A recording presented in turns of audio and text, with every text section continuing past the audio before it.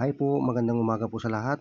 Ayan, masasaksihan po natin ang labanan ng dalawang lizard. Ayan po, nagpapakiramdaman na po sila. Ayan, sinakmal na po ng tuko yung isang lizard guys sa bandang buntot.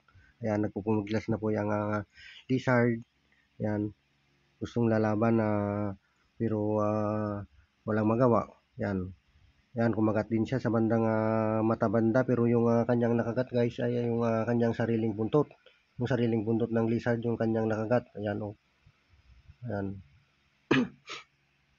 Talagang lalaban din siya ng patas pero ayan, nahati na po yung buntot ng lizard. Dala-dala ng kanyang bunganga yung kanyang sariling buntot. Ayan, oh.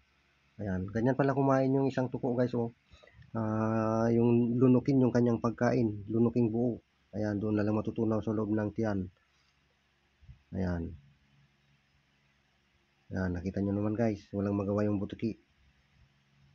Okay guys, salamat po sa support sa aking mga videos at naway patuloy nyo pa po akong suportahan. Ayan. Salamat po at mabuhay po tayong lahat. God bless us all guys.